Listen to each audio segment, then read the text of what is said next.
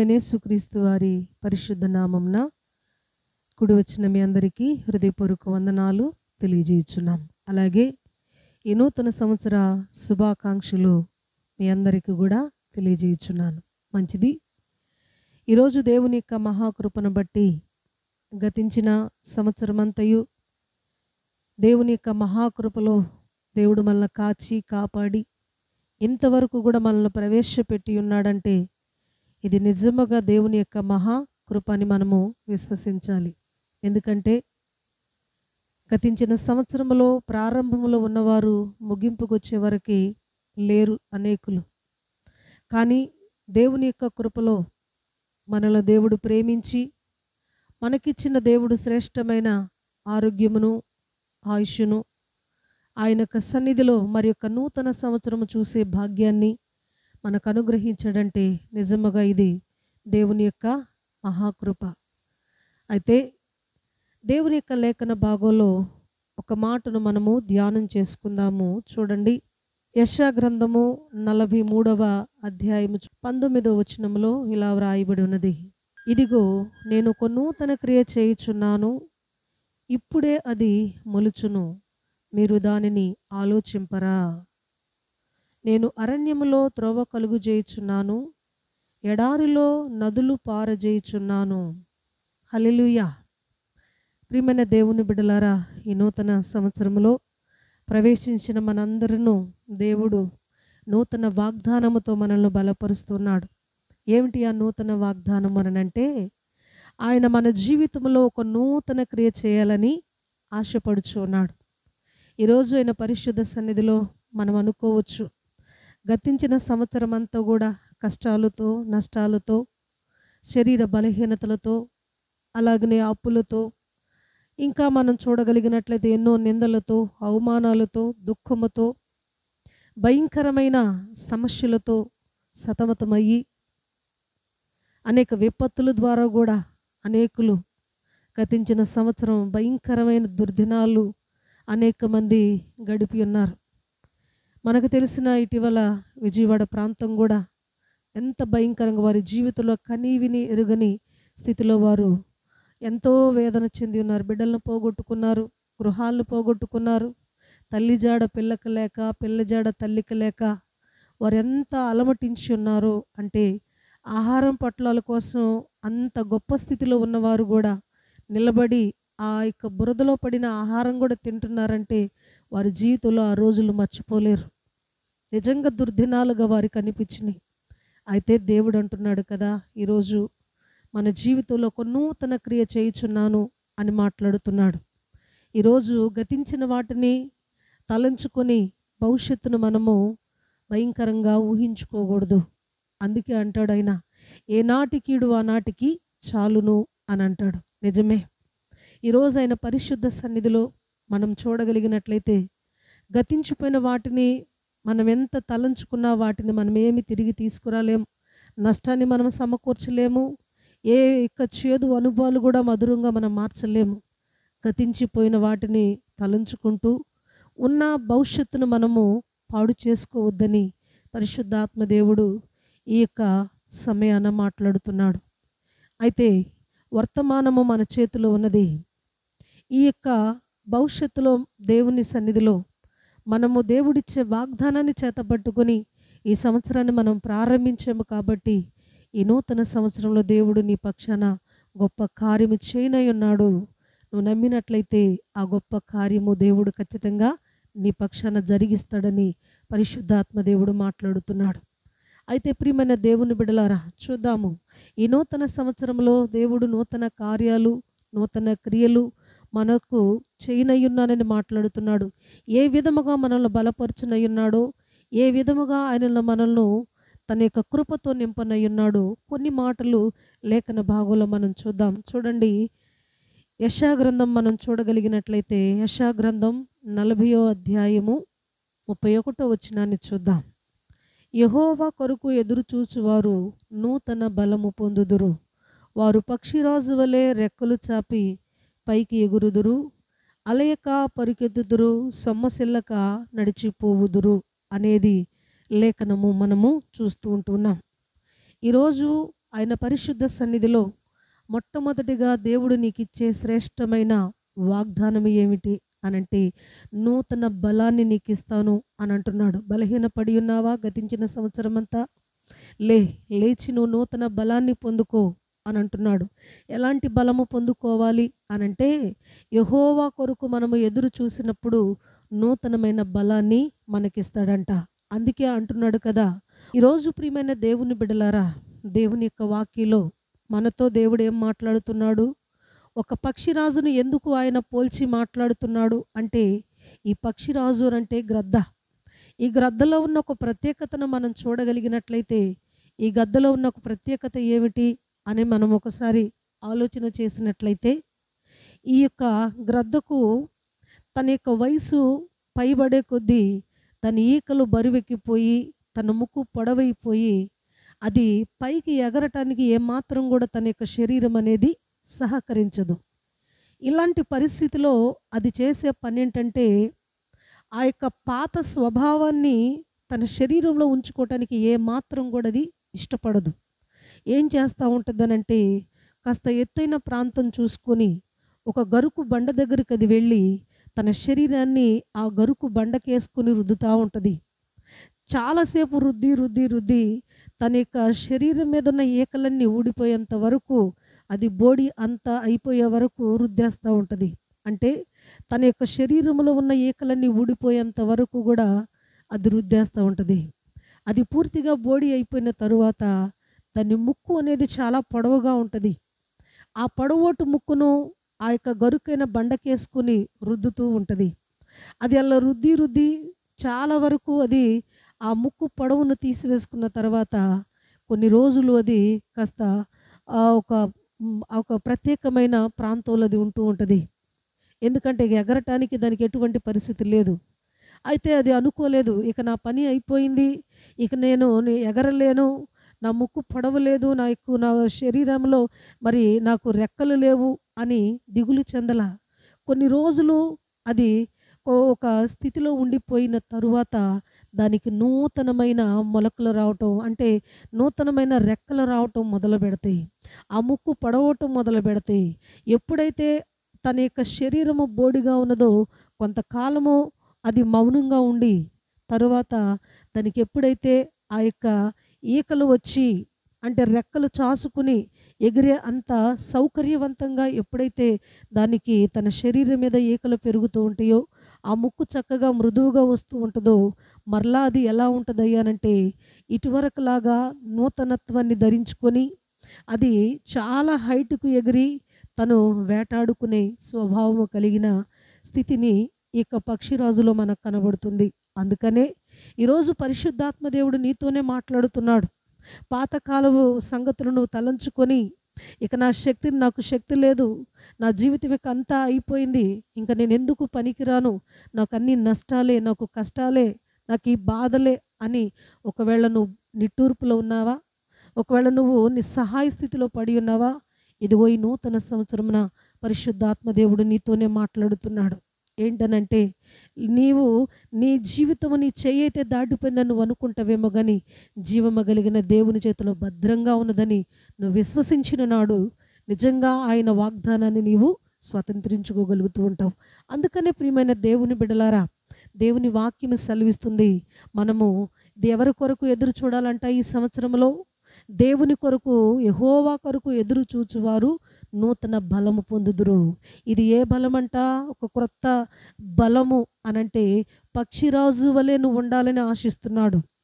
అలాగనే ఈరోజు ఆయన పరిశుద్ధ సన్నిధిలో పక్షిరాజు యవనము వలె నీ యవనము క్రొత్తదగుచుండునట్లుగా ఈరోజు మేలుతో దేవుడు నిన్ను తృప్తిపరచాలి అనుకుంటున్నాడు. పక్షిరాజు తన స్వభావాన్ని ఎలా మార్చుకుందో, గతించిన సంవత్సరమును నీ అపజయాలు, నీ యొక్క కీడులు సమస్తము తొలగించేసుకొని మరి యొక్క నూతన భాగ్యాన్ని దేవుడు నీకు ఇచ్చాడు. కాబట్టి నూతన తలంపులతోనూ నూతన ఆత్మతోనూ నువ్వు కలిగి జీవించినప్పుడు నిజముగా దేవుని యొక్క బలాన్ని నువ్వు పొందుకోగలుగుతావు. పాతవి గతించిపోయి క్రొత్త సంగతులందు నువ్వు ఆలోచన కలిగినప్పుడు ఒక ఫలభరితమైన ఆశీర్వాదకరమైన సంవత్సరముగా దేవుడు నీకు ఈ సంవత్సరాన్ని ఇచ్చి ఉన్నాడు అని నువ్వు నమ్మినట్లయితే ఈ వాగ్దానాన్ని నీవు స్వతంత్రించుకుంటావు. హల్లెలూయా. అందుకనే ప్రియమైన దేవుని బిడ్డలారా, దేవుని వాక్యం ఏమని సెలవిస్తుందనంటే, ఇలాగే నిట్టూర్పులోను వేదనలోను ఉన్న ఒక వ్యక్తిని నేను ఈ యొక్క సమయమున మీకు నేను జ్ఞాపకము చేస్తా. ఎవరు అని మనం చూడగలిగినట్లయితే న్యాయాధిపతుల గ్రంథం 6వ అధ్యాయము 12వ వచనములో ఇలా వ్రాయబడి ఉన్నది. యెహోవా దూత అతనికి కనబడి, పరాక్రమ గల బలాఢ్యుడా, యెహోవా నీకు తోడై ఉన్నాడని అతనితో అనగా, గిద్యోను, చిత్తము నా ఏలినవాడా, యెహోవా మాకు తోడై ఉండిన ఎడల ఇదంతయు మాకేల సంభవించెను? యెహోవా ఐగుప్తులో నుండి మమ్మును రప్పించినని చెప్పుచు మా పితరులు మాకు వివరించిన ఆయన అద్భుత కార్యములన్నీయు ఏమాయెను? యెహోవా మమ్మును విడిచిపెట్టి మిద్యానీయుల చేతికి మమ్మును అప్పగించెనని ఆయనతో చెప్పెను. ఇక్కడ మనం చూడగలిగినట్లయితే న్యాయాధిపతుల గ్రంథంలో ఇక్కడ గిద్యోను మనకు జ్ఞాపకానికి తీసుకుని వస్తున్నాడు పరిశుద్ధాత్మ దేవుడు.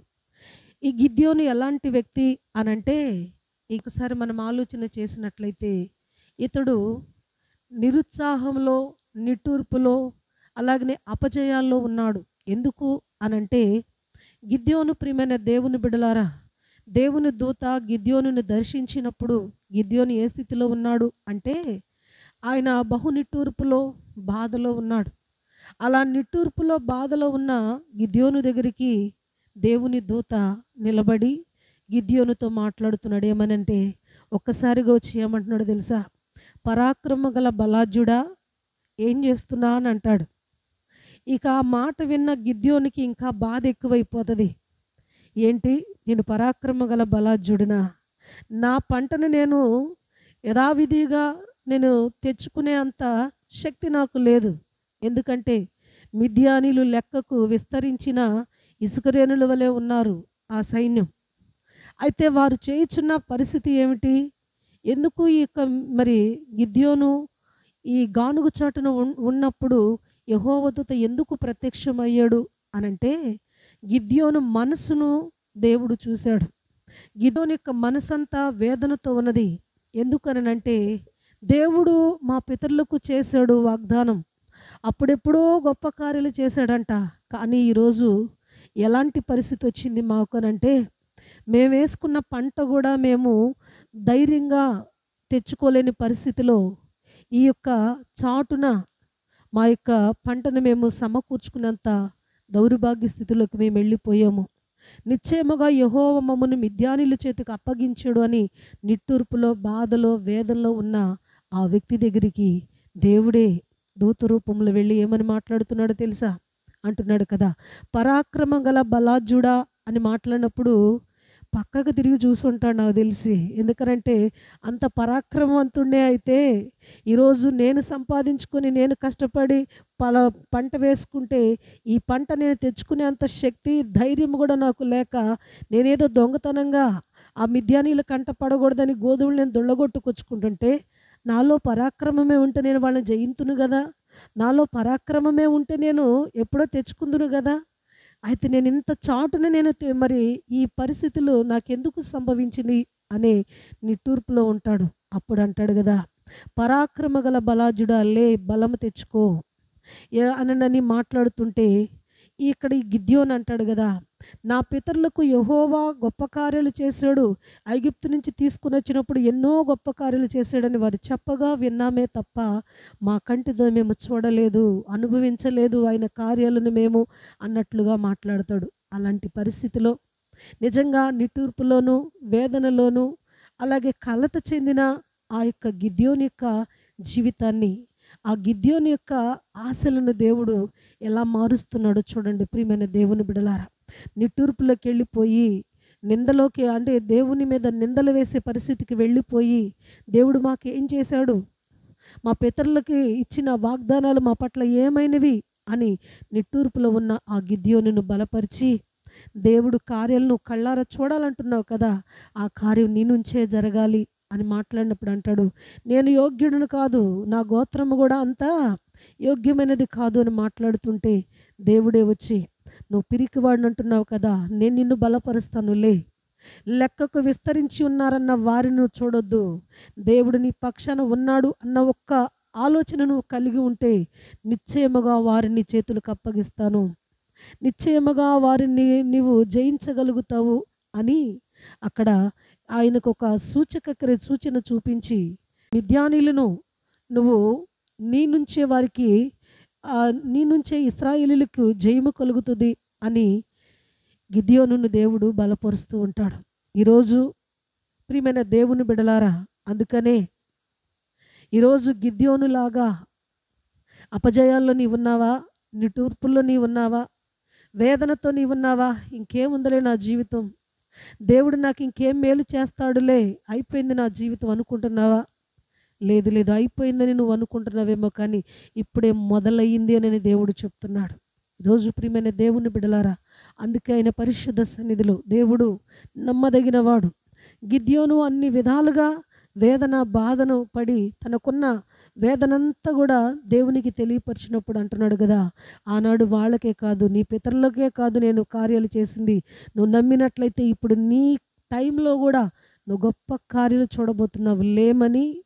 నిజంగా దేవుని యొక్క ప్రేమ ఎంత గొప్పదో చూడండి. నిట్టూర్పులో ఉన్న ఆ వ్యక్తి దగ్గరికి వెళ్ళి దేవుడే అతను బలపరిచి, పరాక్రమ గల బలాజుడని ఒక పిరికివాడికి బలాన్నిచ్చి పరాక్రమవంతుడిగా చేసి ఆ మిద్యానీయులని ఎంతమందితో ఆ విజయాన్ని ఇచ్చాడంటే 300 మందితో, ఇసుక కంటే లెక్కించలేనంత విస్తారమైన ఒంటెల సముదాయము కలిగి, అలాగే గొప్ప మరి సైన్యము కలిగిన వారిని నిజంగా దేవుడు వారి పక్షాన ఉన్నప్పుడు ఈ గిద్యోనికి 300 మందితో ఆ మొత్తాన్ని హతమార్చేంత గొప్ప విజయాన్ని గిద్యోనికి ఇచ్చినట్లుగా చూస్తున్నాం.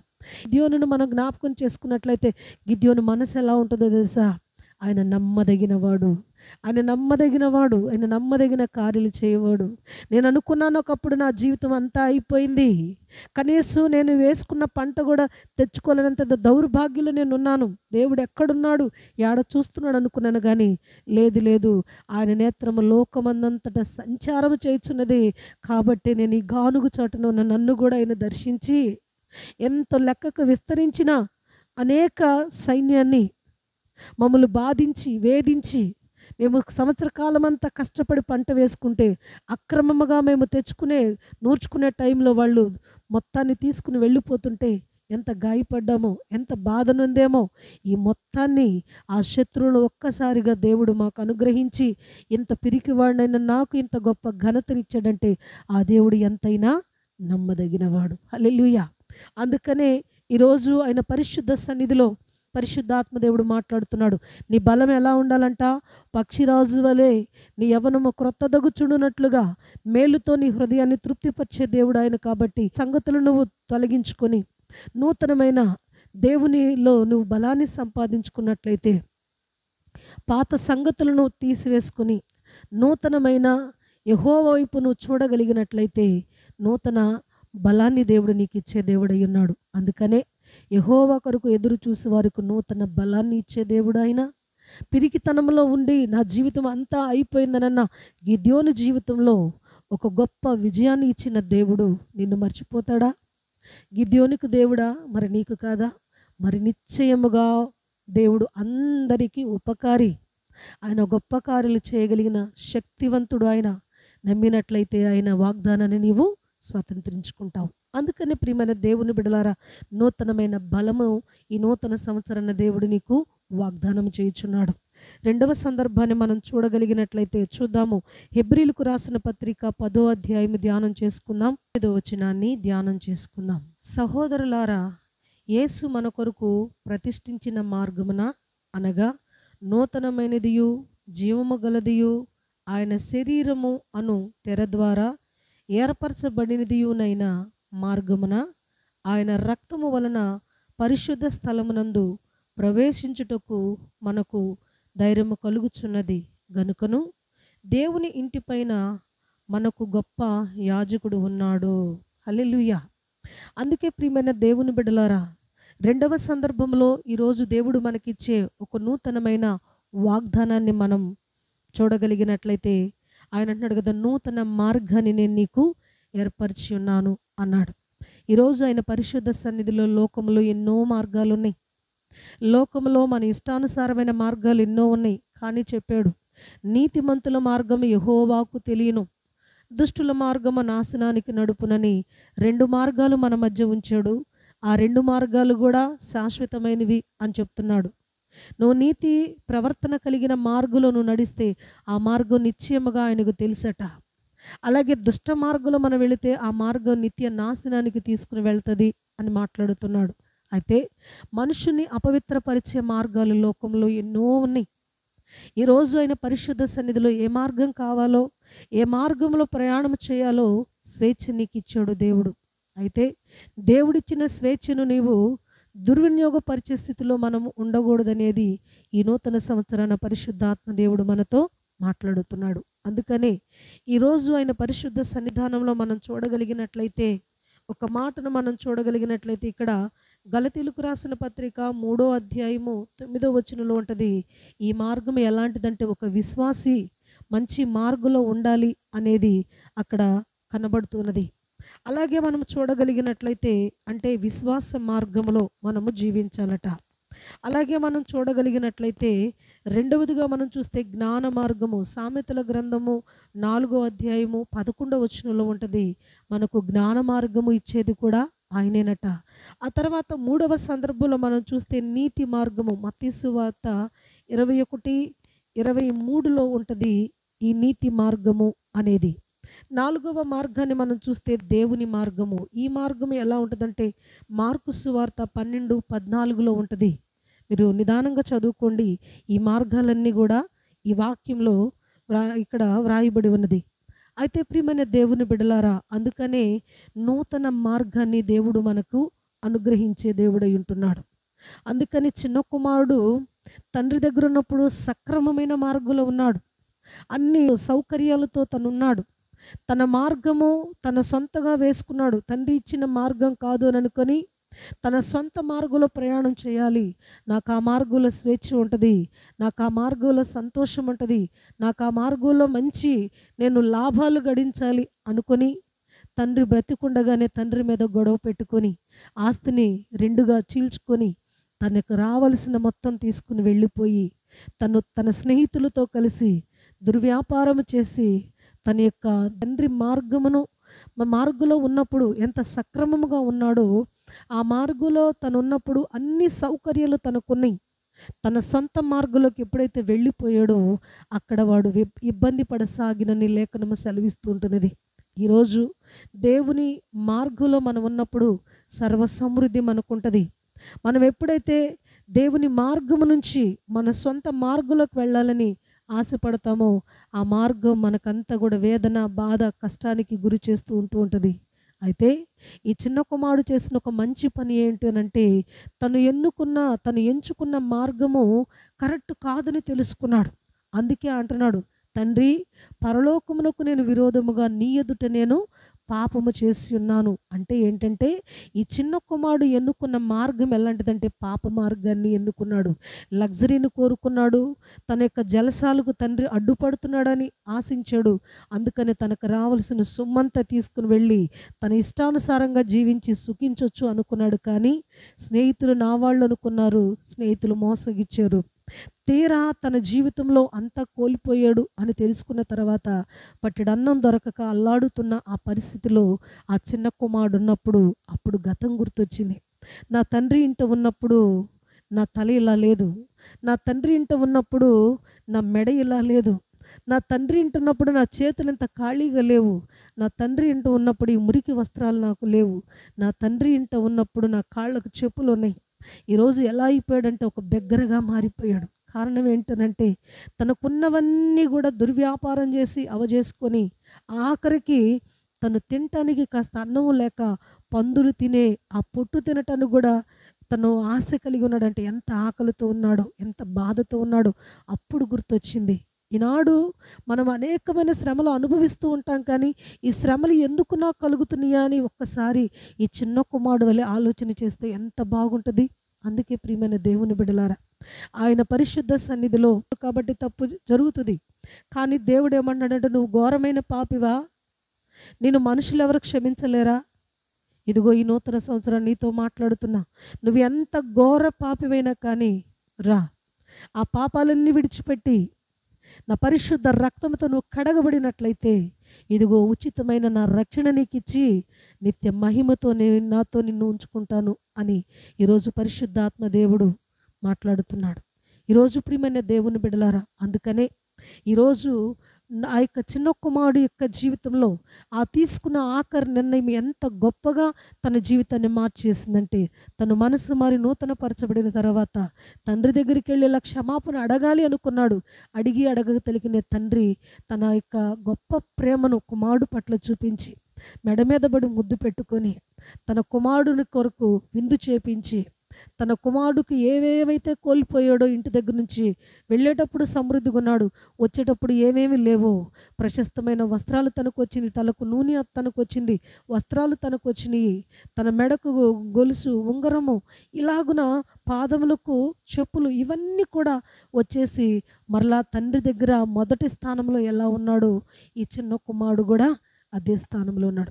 ఈ చిన్న కుమారుడు స్థానంలో ఈనాడు ఇలాంటి దుర్భరమైన జీవితం కలిగిన ఎవరైనా కానీ ఆ చిన్న కుమారుడు తీసుకున్న మంచి మార్గంలో గనక నువ్వు రాగలిగినట్లయితే నా పరమ తండ్రి ఖచ్చితంగా నిన్ను కూడా చేర్చుకుంటాడు. ఆయన అందరికీ ఉపకారి, అపకారి కాదు. నీ సొంత వారు నిన్ను నిందిస్తున్నారా? నీ యొక్క బంధువులు నిన్ను అవమానపరుస్తున్నారా? నీకున్న స్నేహితులు నిన్ను గాయపరుస్తున్నారా? ఇదిగో విడువ కాని ఎడల ప్రేమ చూపే దేవుడు ఈరోజు నీ పక్షాన ఉన్నాడు. ఖచ్చితంగా నిశ్చయమైన తన యొక్క గొప్ప ప్రేమతో నిన్ను తన యొక్క హక్కును చేర్చుకోగలిగిన సర్వశక్తుడు నా దేవుడు నీతో మాట్లాడుతున్నాడు. కనుక నువ్వు ఎంత ఘోరమైన స్థితిలో నీవున్నా, నీ మార్గం అంతా నీవు చెరిపివేసుకున్నా, ఇదిగో ఈరోజు నిన్ను ప్రేమతో తను పిలుస్తూ ఉన్నాడు. నూతనమైన మార్గం నాలో ఉంది, నువ్వు వచ్చినట్లయితే నా ప్రేమను నువ్వు స్వతంత్రించుకుంటావని పరిశుద్ధాత్మ దేవుడు ఇది నన్ను నీతోనే మాట్లాడుతున్నాడు. అందుకే ప్రియమైన దేవుని బిడ్డలారా, నూతనమైన మార్గాన్ని నీకు ఇస్తానని ఇది నన్ను వాగ్దానం చేయుచున్నాడు. నమ్మిన నీ జీవితంలో ఈ నూతన మార్గము దేవుడు నీ జీవితంలో జరిగించాలని ఈ దినాన దేవుడు కోరుకుంటున్నాడు. అలాగే మనము చూడగలిగినట్లయితే మరొక లేఖనాన్ని మనం ధ్యానం చేసుకుందాం. చూడండి, రాజులు మొదటి గ్రంథము 3వ అధ్యాయము 12వ వచనాన్ని ధ్యానం చేసుకుందాం. నీవు ఇలాగున అడిగినందున నీ మనవి ఆలకించి ఉన్నాను, బుద్ధి వివేకములు గల హృదయమును నీకిచ్చుచున్నాను.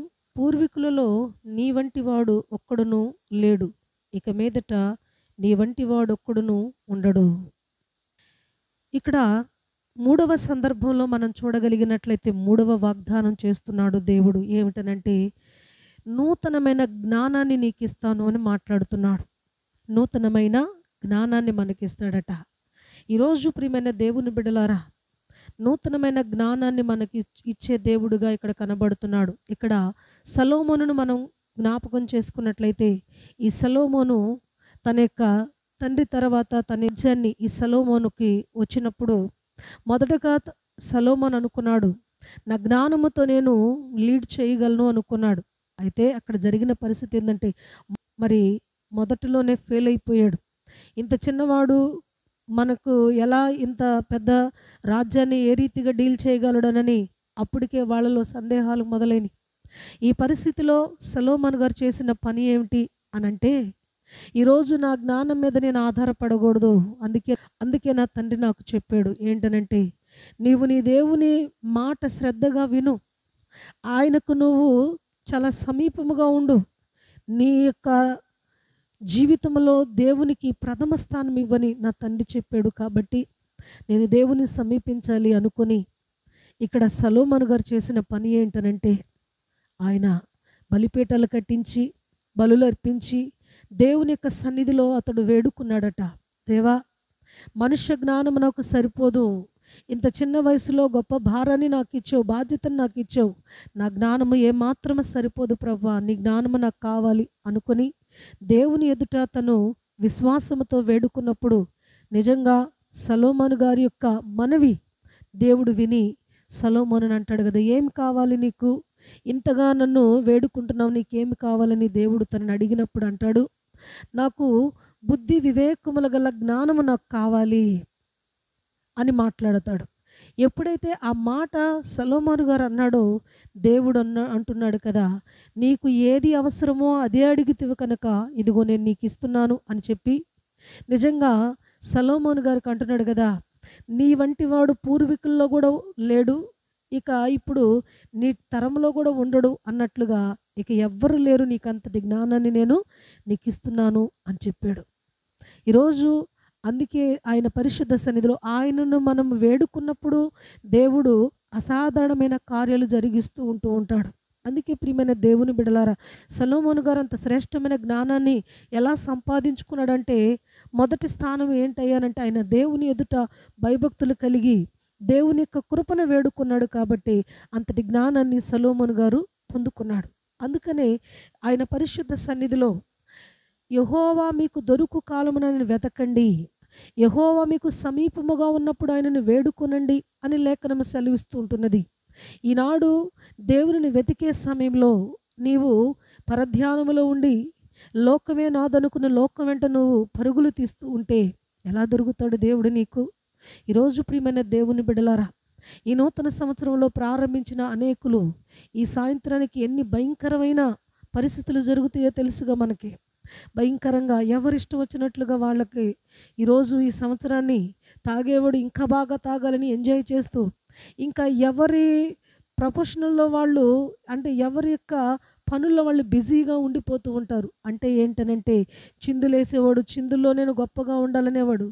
అలాగనే ఇలాగా ఏ ఏ రంగాల్లో వారు ఉన్నారో, దుర్వ్యసనాల్లో ఉన్నారో, ఇలాగా అల్లరితో కూడిన ఆటపాటలతో ఉన్నారో, వారందరూ అనుకుంటారు సంవత్సరం అంతా నేను ఇలాగే ఉండాలి, నేను ఇలాగే చిందులేయాలి, ఇలాగే నేను మత్తునవ్వాలి, ఇలాగే నేను ఉండాలి అనుకుని ఎవరు చేసే పనులు వారు బిజీగా ఉన్నారు. అయితే దేవుడు నీ వద్దకు వస్తూ ఉన్నాడు. వద్దనుకుంటున్నా కానీ నీ చెవుల్లో వినబడుతున్నాయి ఈ దేవుని యొక్క మాటలు. ఈనాడు అనేక మంది సర్వ సృష్టిలో దేవుడు తన యొక్క వార్తను ప్రకటింప చేయుచు ఉన్నాడు. నమ్మువాడు, విశ్వసించిన వాడు దేవుని యొక్క మహిమను, దేవుని యొక్క రాజ్యాన్ని స్వతంత్రించుకుంటూ ఉన్నాడు. అయితే ప్రియమైన దేవుని బిడలారా, ఈరోజు ఆయన పరిశుద్ధ సన్నిధానంలో ఎక్కడ దొరుకుతుంది జ్ఞానం అని అంటే, నువ్వు ఇంట్లో కూర్చుంటే నీ జ్ఞానం దొరకదు. నీ యొక్క పిచ్చాపట్టి ముచ్చట్లో నువ్వు ఉంటే నీ జ్ఞానము దొరకదు. ఎక్కడికి రావాలంటే ఆయన సన్నిధికి నువ్వు రావాలి. ఆయన సన్నిధానంలో నువ్వు వినాలి. ఆయన సన్నిధికి నీవు వచ్చినప్పుడు, ఆయన మాటలు నీవు విన్నప్పుడు, ఆయన గురించిన ఆలోచన నువ్వు చేసినప్పుడు ఆయన నీకు ఇస్తాడు గొప్ప జ్ఞానాన్ని. అందుకని సొలొమోను గారు గొప్ప జ్ఞానం కలిగిన వాడని ఎంత దిశలో తన యొక్క కీర్తి ప్రతిష్టలు అంత మారుమ్రోగిని అంటే ఆయన ముడుచుకుని కూర్చోవాలా, తన జ్ఞానంతో సరిపెట్టుకోవాలా. ఆయన చేయవలసిన పని చేశాడు, దేవుణ్ణి సమీపించుకున్నాడు, వేడుకున్నాడు. దేవుడి మహా గొప్ప జ్ఞానం పొందుకొని దానితో పాటు బోనస్గా దేవుని యొక్క కృపతో సిరి సంపదలు, ఐశ్వర్యాన్ని కూడా దేవుడు సొలొమోనుకి ఇచ్చినట్లుగా మనం చూస్తున్నాం.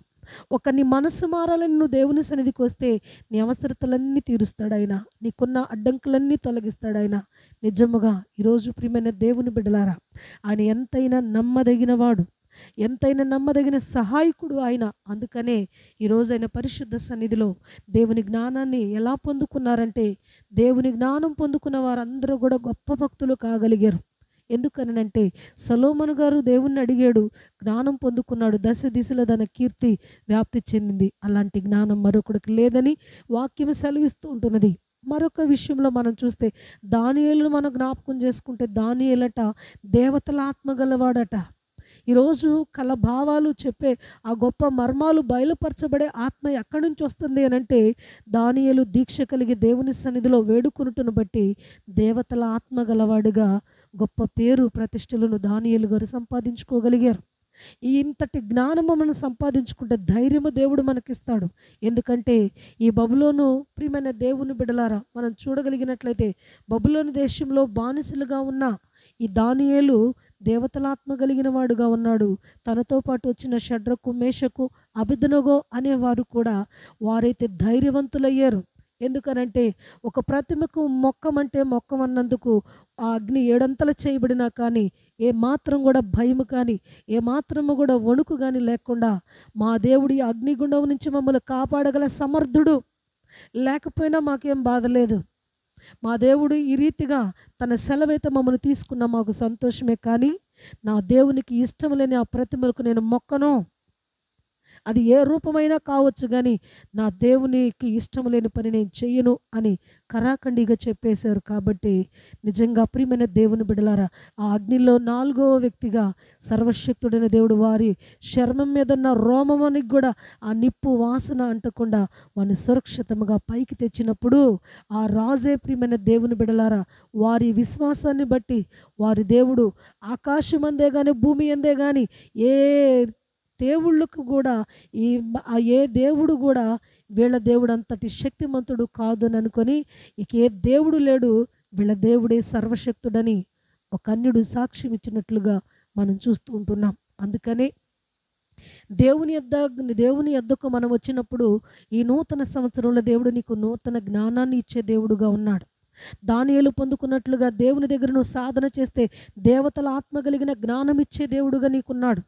అలాగనే షడ్రకు మేషకు అబేద్నెగోలాగా నువ్వు దేవుని యందు అపారమైన విశ్వాసము నువ్వు కలిగి ఉంటే నీకు ధైర్యాన్ని ఇచ్చి పిరికి ఆత్మను తీసివేసి ధైర్యంతో నిలబడే ఆత్మనిచ్చే దేవుడుగా కనబడుతున్నాడు ఈరోజు. అందుకనే ప్రియమైన దేవుని బిడ్డలారా, నూతన జ్ఞానమును ఆయన యొద్ద ఉన్నది కాబట్టి ఆయన యొద్దకు వచ్చి ఎలా పొందుకోవాలో మనం నేర్చుకున్నప్పుడు ఈ లోకంలో ఒక అసాధారణమైన కార్యాలు మన జీవితంలో దేవుడు జరిగించనై ఉన్నాడు. ఆఖరిగా మనం చూడగలిగినట్లయితే చూద్దాం దేవుని యొక్క వాక్యాన్ని.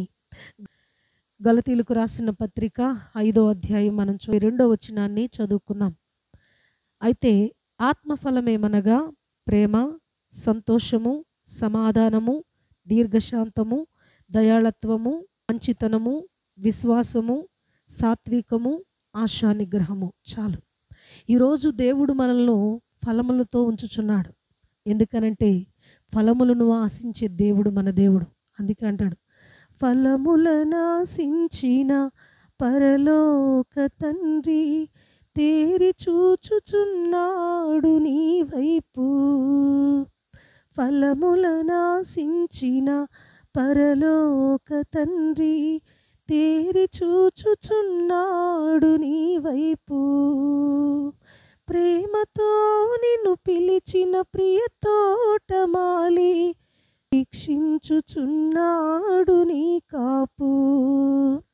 ప్రేమతో నిన్ను పెంచిన ప్రియ తోటమాలి పరీక్షించుచున్నాడు నీ కాపు. ఫలించకుండుట నీకు న్యాయమా, యజమాని సహనముతో చలగాటమా. ఫలించకుండుట నీకు న్యాయమా, యజమాని సహనముతో చలగాటమా. హల్లెలూయా. ప్రియమైన దేవుని బిడ్డలారా, అందుకనే పరలోకపు తండ్రి మన కొరకు ఆయన ఎదురు చూస్తూ ఉన్నాడు. ఏమని? ఈ నూతన సంవత్సరంలో నువ్వు ఫలించాలి అని. ఏ రీతిగా నువ్వు ఫలించాలి అని అంటే ఆయన అంటున్నాడు, ఆత్మలో నువ్వు ఫలించాలి. ఆత్మలో ఫలించుట అంటే ఏంటి అనంటే 9 ఫలాలు ఇక్కడ మనతో మాట్లాడి ఉన్నాడు. ఈ 9 ఫలాలు గనక నీ జీవితంలో క్రియారూపకంగా నువ్వు జరిగించినప్పుడు నిశ్చయమైన ఆత్మ ఫలము దేవుడు నీకు అనుగ్రహించినట్లే. అందుకనే ఈరోజు ఎంత మనము మరి ధ్యానం చేసినా, ఎంత మనము భక్తి జీవితము కలిగి ఉన్నా, ఈ 9 ఫలములు గనక మనము సాధన చేయలేకపోతే మనము నిష్ఫలమైన స్థితిలోకే మన భక్తి జీవితం వెళ్ళిపోతూ ఉంటుంది. కాబట్టి ఈ నూతన సంవత్సరమున పరలోకపు తండ్రి నీ కొరకు నీ నుంచి ఫలాలు ఆశించాలని చూస్తున్నాడు. ఈరోజు ఏ ఫలాలు నువ్వు కలిగి ఉన్నావో, ఏ ఫలాల్లో నువ్వు విఫలత చెంది ఉన్నావో, ఈరోజు సమస్తము సరిచేయబడి నూతనపరచబడి ఆయన యొక్క హస్తాల్లో నీ జీవితమును ఉంచగలిగినట్లయితే దేవుడు నిశ్చయముగా లక్షంతల ఆశీర్వాదముతో దేవుడు మనందరూ దీవించునుగాక. ఆమేన్.